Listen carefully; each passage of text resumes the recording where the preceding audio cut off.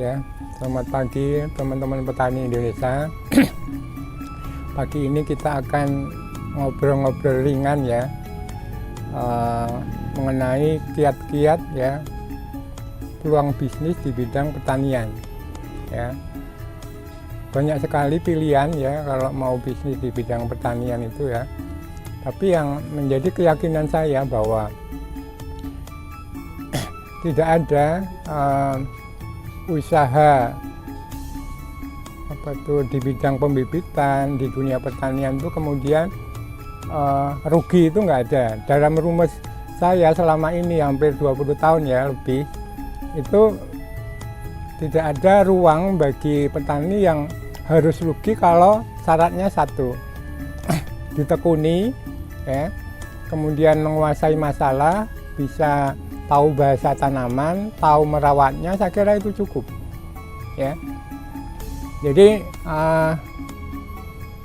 kalau teman-teman petani Indonesia, bahkan juga mungkin kalangan anak muda, jangan ragu untuk memulai usaha di bidang pertanian ya. Banyak pilihannya. Misalnya secara umum nih, panjenengan mau usaha di bidang tabu lampot tanaman buah. Banyak sekali jenis tanaman buah yang bisa kita jadikan sebagai wacana bisnis ya di dalam dunia pertanian. Misalnya kayak durian ya, kemudian klengkeng, jeruk, mangga ya, dan jenis-jenis lainnya ya. Itu bisa panjenengan pilih. Selain itu juga ada misalnya kepengen bisnis di bidang tanaman hias misalnya ya, seperti zamannya dulu anthurium ya. Memang kalau tanaman hias itu periodik ya, tren-trenan, jadi musim apa itu yang laku. Tapi ketika kita bisa membaca pasar ya, tanaman hias itu juga tidak akan mungkin rugi ya, kira-kira demikian. Juga bisa jadi tidak tanaman tabu lampot, tidak tanaman hias, bisa juga mungkin tanaman herbal ya. Kemudian pilih tanaman-tanaman yang unik tapi diminati pasar ya. Asal kita peka terhadap kehendak pasar, saya kira tidak ada alasan untuk berbisnis tanaman itu merugi, itu tidak ada ya. Nah, nanti akan kita bahas kiat-kiatnya seperti apa, ngaten nggih. Ya, Mas Dewo, boleh nyumpir saya Mas ya? Ya. Selama Mas Dewo menggeluti di bidang pertanian ya Mas, tadi 20 tahun lebih ya Mas ya? Ini komoditi apa Mas kira-kira yang selama ini sudah dilakukan Mas Dewo, dan itu Mas, prospek gitu, sangat prospek gitu, bisa dibagikan Mas ya? Bisa ya, secara umum ya, dan secara umum dan secara spesifik yang saya pilih. Kalau secara umum itu tabu lampot itu menjadi pilihan saya ya, karena tabu lampot banyak jenisnya. Kemudian kita bisa memilih jenis tabu lampot apa yang bisa dibuahkan di dalam pot, satu. Kedua, jenis tabu lampot apa yang dia bisa berbuah sepanjang musim misalnya ya. Contohnya misalnya seperti jambu kristal, jambu air, jeruk, itu hampir sepanjang musim dia berbuah ya. Kemudian yang lainnya seperti klengkeng, durian secara periodik ya. Nah, tapi yang diminati masyarakat luas ya, itu. Kemudian kalau spesifik yang saya pilih untuk selama ini saya geluti di dalam bisnis tanaman itu saya milih satu herbal ya. Herbal yang saya angkat pertama kali dulu waktu varian baru kunyit hitam Curcuma caesia yang asalnya dari Bengali, India dan Turki, itu saya angkat dulu ya. Kemudian saya kembangkan.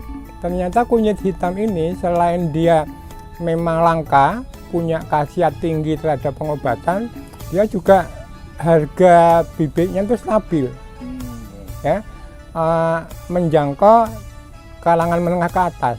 Jadi misalnya contoh begini, dari awal dulu saya menjual kunyit hitam, tidak ada bayangan merugi, itu tidak ada. Bahkan ya setiap bulannya saya bisa menjual lebih dari 200 pot bibit kunyit hitam. Padahal satu jenis satu pot kunyit hitam harganya minimal 300.000. Ya, bisa panjenengan bayangkan jika sebulan ada 200 pot kalikan 300.000 itu sudah sekitar 60 juta, ya kan? Nah itu gaji ngantor apapun kalah dengan itu hanya salah satu komoditas saja. Kemudian saya pilih juga misalnya tanaman sirih merah misalnya, ya sirih merah itu juga sama kali saya getol memperkenalkan kepada khalayak karena gampang dikembangkan dan punya khasiat tinggi terhadap pengobatan, ya bahkan itu saya plasmakan. Jadi ketika saya misalnya bekerja sama dengan plasma, keluar bibit itu ribuan ya. Bahkan selama ini saya bisa menjual kira-kira ya 15.000 bibit sirih merah, dan itu bibitnya dari saya plasmakan, kemudian saya jual secara online ya, atau gedok tular begitu. Satu potnya harganya 50.000 ya. Nah kemudian saya tulislah buku tentang sirih merah. Nah dicetak hampir kira-kira 11 kali cetak ya, itu 40 ribuan ya eksemplar. Itu setiap orang beli buku dia beli sirih merah. Bahkan turunannya itu produk dari sirih merah berupa herbal kapsul itu juga ikut laku ya. Nah sirih merah itu ya kalau hanya menyumbang kira-kira 500 juta aja ada ya, contoh misalnya begitu. Tapi syaratnya harus ditekuni, kemudian dirawat ya, tahu bahasa tanamannya, kapan dia sakit, kapan dia haus, kapan dia kurang nutrisi. Nah kita harus tahu. Oke. Yang sewu mas, yang bisa lagi. Khususnya tanaman herbal tadi ya mas, yang menarik itu kunyit hitam ya. Apakah butuh perlakuan khusus kaitannya dengan pemupukan, pupuknya apa mungkin bisa dibagikan juga? Oh ya, karena kunyit hitam ini herbal ya, saya cenderung memilih merawatnya dengan kompos ya, dengan pupuk kompos. Yang pupuk kompos itu dihasilkan dari dirinya sendiri. Misalnya ketika kita panen rimpangnya, nah rimpang itu kan banyak akarnya yang gumberandul itu ya, anakan akar itu kan banyak. Kemudian daunnya kan pasti dipotong itu. Nah daun sama akarnya itu saya fermentasi menjadi pupuknya kunyit hitam, hingga tidak harus ketergantungan dengan pupuk selain dirinya sendiri ya. Selain hemat, kemudian dia kunyitnya subur dan kualitasnya tidak berubah, tetap KW1. Nah misalnya contoh ini ya, ini kunyit hitam ya, punya ciri khas yang batangnya kemerahan ya, ini batang yang kemerahan ya. Nah ini daunnya itu juga semburat ya, semburat ada kemerahan ya, kemudian bergelombang ini ya, punya gelombang. Nah ini kualitas super ya, kualitas super. Nah ini di pupuknya kunyit hitam ini supaya dia nggak berubah dari aslinya, dia pakai dipupuk dengan dirinya sendiri, dengan daunnya, dengan akarnya yang difermentasi, kemudian disiramkan kira-kira 2 minggu sekali ya. Bahkan kalau itu dibuat kompos serbuk, nah kompos serbuknya itu dipupukkan di pot-pot ini ya, dia akan hasilnya bagus ya, kira-kira begitu ya.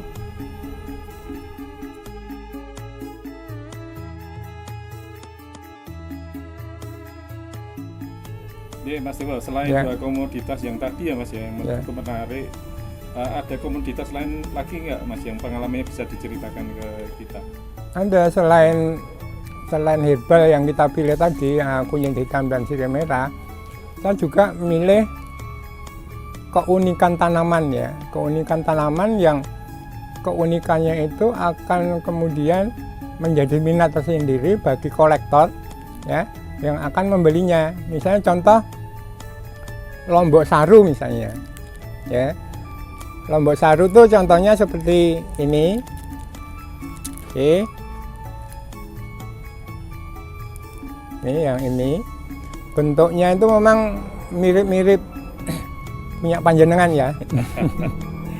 ya. Unik Nah, ya. ada contoh foto-foto yang lain ya, akan nanti bisa dilihat. Nah, Combok Saru itu ternyata banyak sekali peminatnya. Yang peminatnya itu mereka dari menengah ke atas, penasaran kok Lombok kok saru bentuknya seperti apa. Jadi kalau satu pohon itu kemudian yang hijau, kemudian agak oranye, kemudian merah. Jadi ada 3 warna. Yang hijau itu masih muda, yang oranye itu agak setengah tua, kemudian yang tua yang merah. Nah, satu pot itu bisa menghasilkan buah Lombok itu sekitar kira-kira ya 30 sampai 40. Nah, kenapa saya tertarik itu? Jadi keunikan Lombok Saru itu, dan itu mendulang rezeki yang luar biasa. Kenapa? Karena saya tidak menjual bibitnya, tapi yang saya jual adalah benihnya. Nah, kalau setiap pot itu kemudian 30, setiap benih itu ada kira-kira 50 biji, berarti 30 kali 50 itu sudah 1.500 biji. Ya, nah, kalau dijadikan bibit benih gini ya bisa jadi sekitar 250 saset. Nah, 250 saset kalau satu sasetnya kita jual 30.000 sudah berapa? Ini tidak membutuhkan ruang yang luas. Saya hanya butuh area 10 kali 10 meter persegi ya. Kemudian itu saya rawat, kemudian saya panen, saya ambil bijinya. Nah, jualnya ke seluruh Indonesia. Ibu-ibu, mas-mas, bapak-bapak tuh tertarik dengan itu. Ya. Dan khusus untuk Lombok Saru ini, hampir setiap hari itu nggak lepas dari 100 saset ya. 100 saset dengan penjualan online. Bisa di marketplace ya, bisa di Shopee, kemudian di Topet dan sebagainya ya. Jadi memang banyak cara bagaimana kita bisa menjual produk kita. Nah, Lombok Saru ini termasuk langka, unik ya. Nah, panjenengan kalau dengan modal hanya 1 saset aja untuk Lombok Saru, kemudian dikembangkan, dirawat sampai berbuah, kemudian jual bijinya, itu sudah bisa bulan-bulan ya. Kita menghasilkan tambahan ya buat rezeki kita. Nah, kemudian selain itu ada labu botol, ya. Ini gambar labu botol yang bentuknya seperti botol, warnanya hijau, itu merambat, ya. Itu kalau berbuah bergelantungan gitu indah sekali, ya. Nah, itu kolektor labu botol itu kebanyakan dia untuk pajangan, untuk souvenir, ya. Kemudian kalau dibelah bijinya pun juga laku. Nah, kalau labu botol ini secara spesifik kalau dituakan dia dijual kering, itu satu buah labu botol itu laku 150.000 ya. Nah, padahal kalau punya satu pohon saja dia bisa berbuah antara 30 sampai 50 buah ya. Nah, tinggal ngalikan berapa punya pohonnya misalnya begitu ya. Kira-kira begitu. Yeah.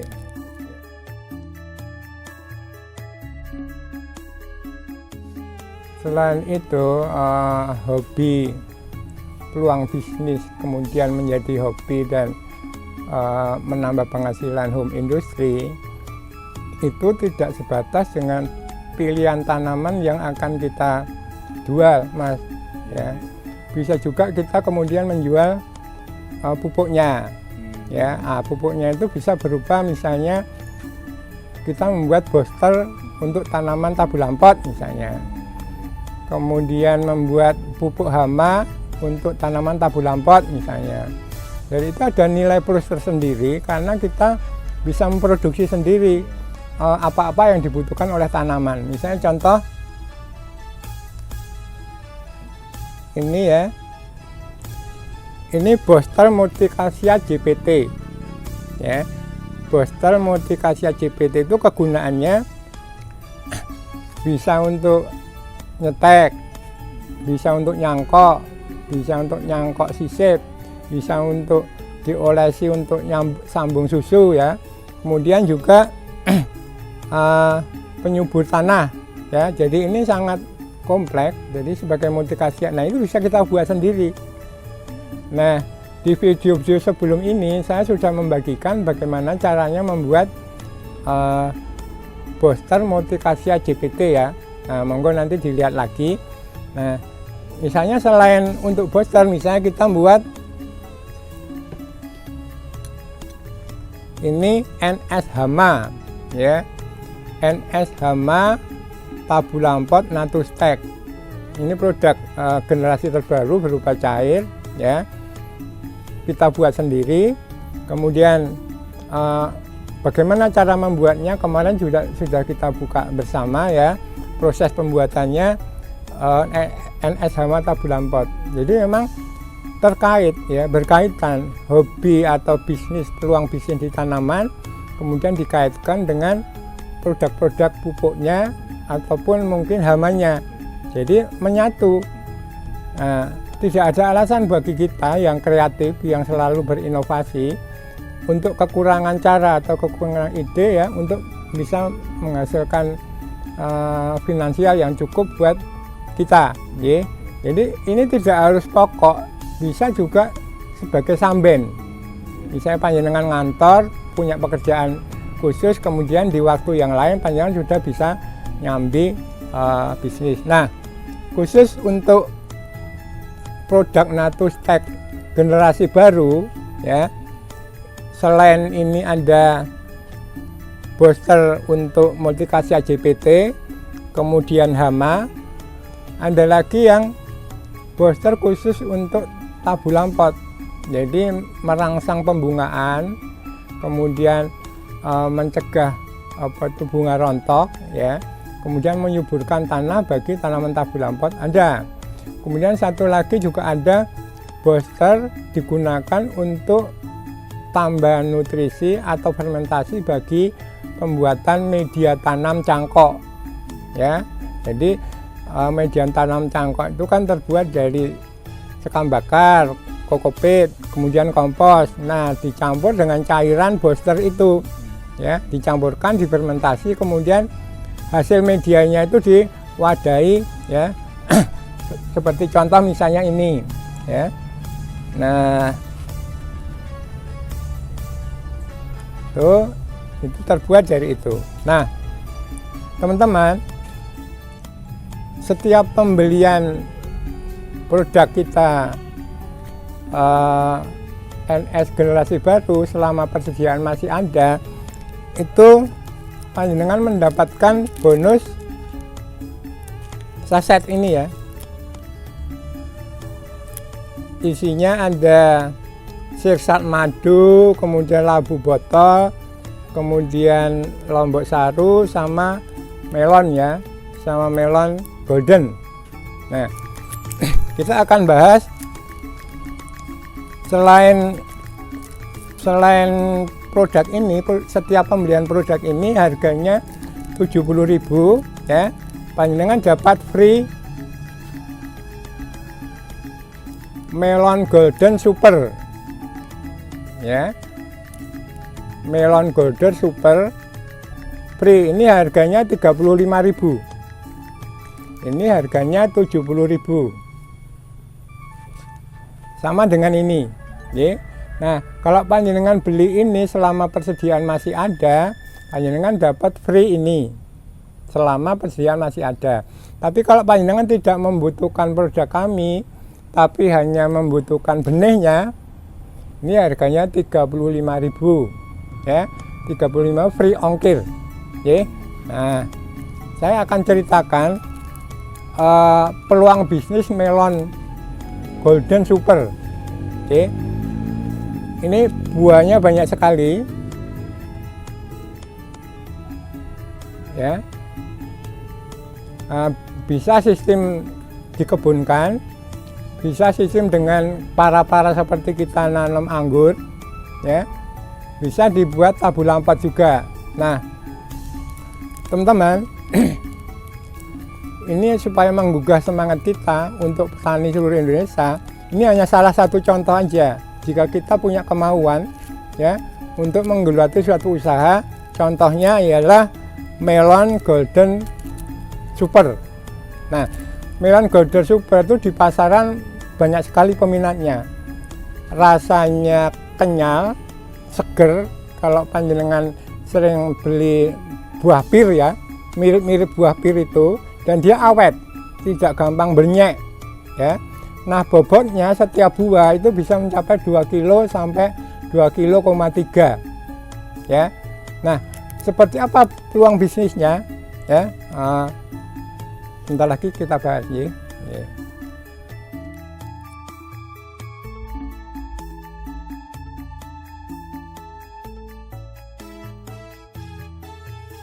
Jadi ini melon golden ya, super. Ini menjadi pilihan bisnis di era sekarang ya, karena permintaannya sangat banyak dan hampir belum tercukupi kalau itu beredar di seluruh kota di Indonesia. Jadi peluangnya masih tinggi ya. Wujudnya melon ini seperti ini ya. Ini kalau dibelah wujudnya seperti ini ya. Nah, secara utuh ini kan sebelah. Kalau utuh dia beratnya kira-kira 2 kilo sampai 2,3 kilo. Ya. Nanti akan kita bahas kelayakan usahanya, penghasilannya berapa, modalnya berapa dan sebagainya. Nah, ini bisa dimakan begitu saja ya. Dibelah, kemudian dipotong kecil-kecil, dimakan seperti kita makan melon itu biasa ya. Kemudian bisa juga dibuat misalnya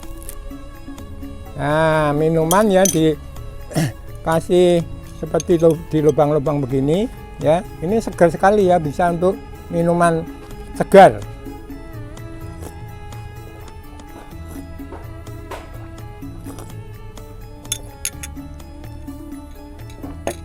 Ya. Saya ulang teman-teman petani Indonesia bahwa peluang bisnis melon golden super terus terang ini sangat menjanjikan ya, sangat menjanjikan karena prospeknya luar biasa ya dari segi hasilnya. Kita nggak usah mulai dari lahan yang hektar-hektaran, nggak usah. Kita mulai dari 100 meter persegi aja. 100 meter persegi lahan yang panjenengan punya, kebanyakan punyalah petani ya, 100 meter persegi itu 10 meter kali 10 meter. Nah, 100 meter persegi itu bisa ditanami sekitar 36 pohon, jaraknya 2 meter. 36 pohon itu kalau dikalikan dengan berapa buah yang dia akan dihasilkan oleh satu pohon per satu pohon ya, itu bisa antara 4 minimal ya, 4 sampai 5 buah setiap pohon ya yang dihasilkan oleh pohon melon ya. Nah, kalau dikalikan 30 pohon saja, 30 kali 5 itu sudah 150 buah. Jadi 150 buah melon per 100 meter persegi. Nah, satu buah melon itu beratnya bisa sampai 2 kilo sampai 2,3 kilo.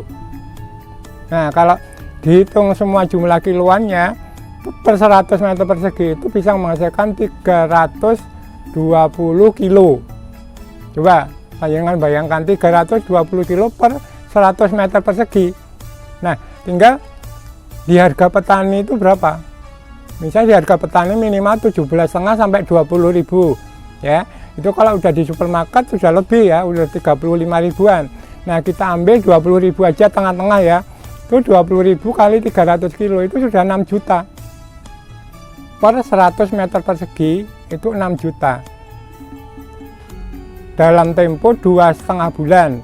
Dari mulai nanam benih bibit kira-kira 15 cm sampai dia panen itu dibutuhkan 2,5 bulan. Ya.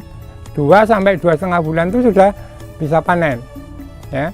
Nah, kalau 300 kilo per 100 meter persegi itu sudah ketemu tadi 6 juta. Biaya operasionalnya modalnya 1 juta lah. Ini benar-benar sangat menjanjikan dibanding dengan kalau kita nanam buah lain. Misalnya jagung ya kan, dan lain-lain ya. Nah, panjenengan bisa nanti menghitung kalau ditanam jagung berapa, tanam melon berapa. Ya. Karena di pasaran melon Golden Super itu masih langka, apalagi untuk memenuhi semua kota di Indonesia, kota-kota besar, supermarket ribuan kan. Jadi peluangnya masih sangat tinggi. Oke. Nah, kemudian kalau itu 100 meter persegi, kalau 1000 meter persegi tinggal mengalihkan 5 juta kali 10 sudah 50 juta per 2,5 bulan per 1000 meter persegi. Nah, setiap bulannya kan sudah 25 juta, melebihi gaji karyawan bahkan direktur ya, 25 juta itu. Nah, modalnya paling banyak sekitar 3-4 juta. Kalau panjenengan nanya gimana perawatannya, sangat mudah. Jadi nanamnya dibuat seperti persiapan nanam ketela atau nanam lombok ya, dibuat gundukan-gundukan begitu. Kemudian nanti dikasih tajil ya untuk gantungan rambatan itu, cukup begitu saja. Nah, pemupukannya 2 minggu sekali, selama 2,5 bulan 2 minggu sekali dipupuk. Kemudian didangir, disemprot hama ya, bahkan dikasih nutrisi buah dan hamanya itu bikin sendiri, kan udah sangat hemat. Kira-kira demikian petani Indonesia, prospek peluang bagaimana kita menjual melon Golden Super. Nah, rasanya seperti tadi kita ceritakan, manis, keset ya, kemudian tidak gampang belenyek, mirip-mirip buah pir gitu ya, bisa dimakan begitu saja dan disimpan di kulkas tahan dalam tempo lama. Demikian ya. Nah, untuk bisa menghasilkan pendapatan 25 juta per bulan ya, modal panjenengan hanya 2 saset benih melon Golden Super. 2 saset ini sudah bisa nanti dikembangkan bisa jadi berhektar-hektar ya. Pada 2 saset ini kalau dirupiahkan 1 saset hanya 35.000. Panjenengan punya 2 saset aja bisa jadi jutawan. Coba ya, asal memulainya dengan semangat yang tinggi, kemudian tekun ya, kemudian tahu bahasa tanaman, kapan dipupuk, kapan dikasih perawatan untuk hama dan sebagainya ya, insya Allah hasilnya maksimal ya. Belum banyak petani melon Golden Super itu belum banyak ya.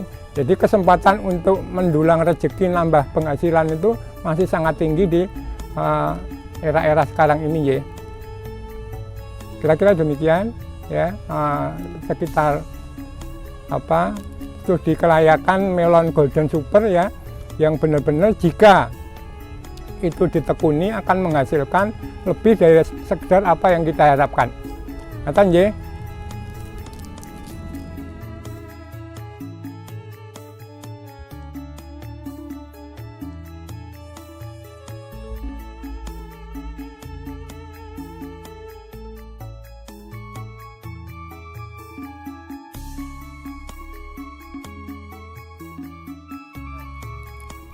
Seperti kunyit hitam ini ya, kunyit hitam ini kalau 1 pot kemudian menjadi 300.000, setiap bulan bisa menjual 200 pot.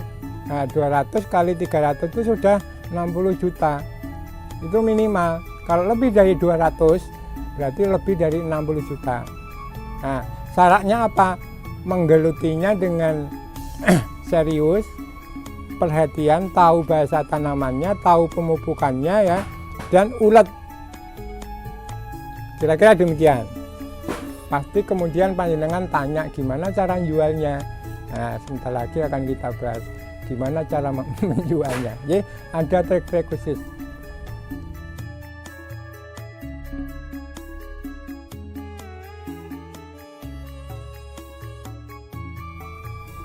Jadi saya ulang sekali lagi bahwa jangan bingung, jangan skeptis ya, jangan apatis, harus punya keyakinan. Jika panjenengan mau main di tanaman itu harus berani memulainya ya. Jika tidak berani memulainya ya tidak akan ketemu kesulitan dan kemudahannya ya. Yang saya contohkan simpel ini seperti ini, panjenengan hanya punya modal 2 saset ya. Yang ini 4 macam benih harganya 40.000 free ongkir ya. Yang ini 1 macam benih melon super itu harganya 35.000 ya. Tapi bisa untuk kemudian menjadi modal bisnis yang luar biasa seperti yang saya jelaskan tadi. Nah, ada contoh lagi. Jadi saya lagi membuat jenis pepaya yang keluaran baru, nanti sebulan lagi akan keluar. Namanya adalah MDS 12. Jadi pepaya MDS 12 itu dia punya ciri khusus keunggulan satu, dia tidak terlalu besar pepaya itu. Jadi dagingnya tebal ya, tidak gampang lembek ya. Kemudian manisnya itu 2 kali pepaya California ya, dan dia tebalnya melebihi tebalnya pepaya jenis apapun ya. Dia akan saya perkenalkan nanti 1 bulan lagi, namanya adalah MDS 12. Nah, ini adalah pepaya bibit unggul ya, yang saya ciptakan, yang akan saya keluarkan kira-kira 1 bulan lagi. Bahkan sekarang ini sudah banyak yang inden ya, jadi inden bibitnya maupun inden bijinya. Tapi memang ini belum ada beredar di luar ya, baru saya yang nanti akan mengeluarkan pepaya MDS 12 itu ya, saya kira begitu. Kemudian tadi saya janjikan seperti apa proses upaya di dalam memasarkan produk-produk pertanian kita ya. Teman-teman petani Indonesia, kita tidak perlu bingung ya. Pertama syaratnya adalah mutu produk kita ya. Kalau mutu produk kita kemudian kita yakin menjualnya dengan aman sampai tujuan dan itu kemudian menjadi modal kita, kepercayaan kepada konsumen, itu akan bergaung, akan bertahan lama. Tapi kalau produk yang kita jual itu kualitasnya tidak bagus sampai konsumen kecewa, nah itu akan menimbulkan kemunduran di dalam bisnis usaha kita. Jadi juallah produk pertanian yang punya kualitas unggul, punya kualitas bibit yang bagus ya, yang bisa dipertanggungjawabkan di pasaran ya. Kemudian dengan cara apa menjualnya? Satu, kita perkenalkan dengan grup-grup ya, komunitas kita. Di komunitas kita kan banyak grup-grup WA dan sebagainya. Satu, kemudian pelanggan-pelanggan kita sebelumnya ya diberikan pemahaman tentang produk baru yang akan kita keluarkan. Kemudian kalaupun misalnya panjenengan belum punya langganan, bisa memulai dengan penjualan online ya, apakah itu di marketplace ya, kemudian Shopee, Tokopedia, Lazada dan sebagainya. Sekarang banyak sekali yang bisa dijual di media sosial ya. Saya kira dengan perkembangan teknologi yang canggih ya, memudahkan kita ya untuk bisa memperkenalkan produk kita, asal satu produk kita itu punya kualitas. Kalau produk kita hanya sama dengan produk-produk orang lain yang standarnya standar normal, nggak ada keunggulannya, susah kita bersaing. Nah, untuk bisa bersaing kita harus menyuburkan tanaman kita lebih unggul 1-2 step daripada punya orang lain. Selain itu juga harus kreatif ya, bisa membaca pasar, kira-kira apa yang dibutuhkan dan diminati pasar, tidak monoton aja ya, kira-kira demikian. Kemudian bisa juga panjenengan setelah laku barang produk panjenengan itu kemudian bisa dipromosikan dengan cara berbayar ya, apakah itu di Instagram, kemudian Facebook ya, kemudian di media-media lain. Saya kira itu ya, teman-teman petani Indonesia.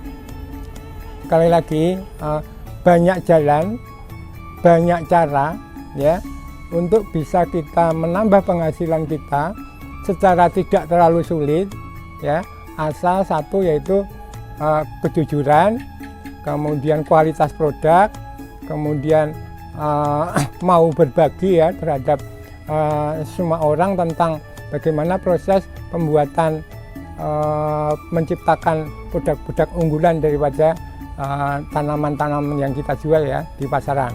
Apakah itu mulai dari tabu lampot, kemudian tanaman hias, tanaman sayuran bahkan ya, kemudian bergerak ke home industry misalnya di herbalnya, kemudian di pupuk cairnya atau pupuk padatnya dan sebagainya, itu monggo saja ya. Kira-kira demikian petani Indonesia. Mudah-mudahan ini bermanfaat buat panjenengan. Salam semangat petani Indonesia.